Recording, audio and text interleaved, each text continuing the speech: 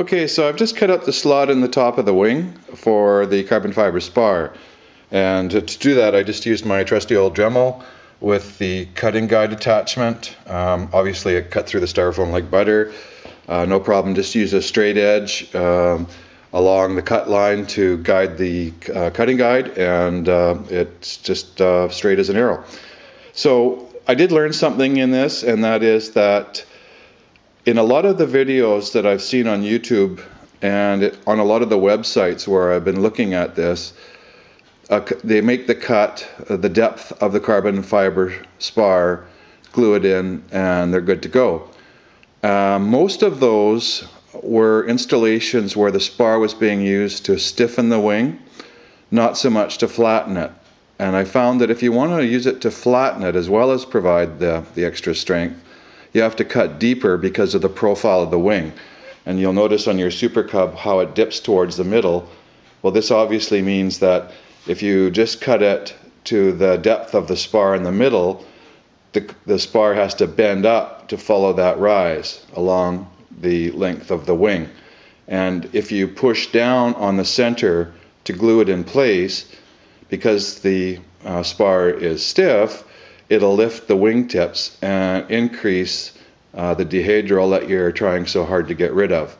So what you need to do, or what I did at least, was to cut the channel deeper, quite a bit deeper actually, than I had originally intended, so that the carbon fiber spar could lie flat and it wouldn't have the effect of lifting the wingtips when you glue it into place. It's hard to resist that urge because it fits so perfectly, but and it's easy to bend down into place.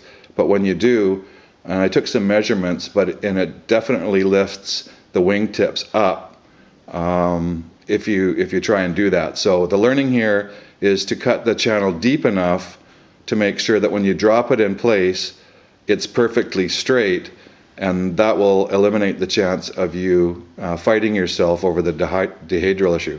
Okay, so sorry about the long-winded explanation, but it's just something I stumbled across, and to some of you guys that might be old news, so if so, I apologize. Bye-bye for now. Well, as you can see, I've made a little bit of progress with the wing. I've got the wing flat as a pancake thanks to the carbon fiber tube that's installed as a spar. I've done the surgery to remove the ailerons and the flaps, and so far that's gone quite well, and I'm ready for the next steps. I just thought I'd make a couple of preemptive comments about the size of the ailerons and the flaps. As you can see, I had to make a giant compromise here and try and figure out how much real estate I was going to give to each of the two control surfaces.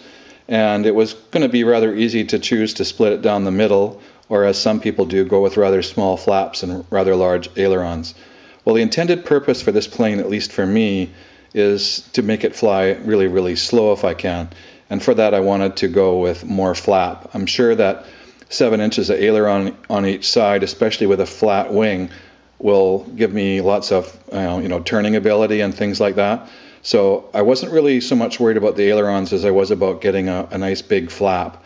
So I'm going 7 inches of aileron and 9 inches of flap, and we'll just see how it works out. This is going to be another one of those experiments where the proof will be in the pudding when we put this baby in the air. Okay, just a final look at the top of the wing before we flip it over to install the servos.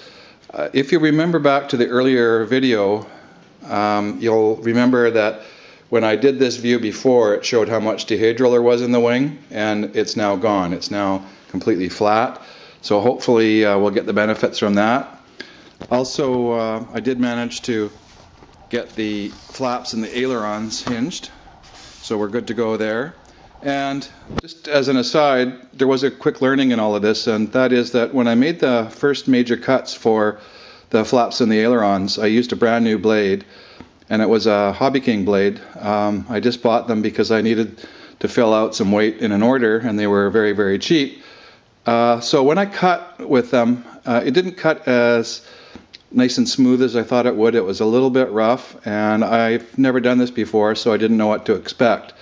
But when I went back to chamfer the edges of the ailerons so that they provide for the movement that you need, I switched blades and I went to a new blade from Tower I got a 100 pack from Tower a little while ago, so I stuck one of those in, and what a difference. It just was all the difference in the world.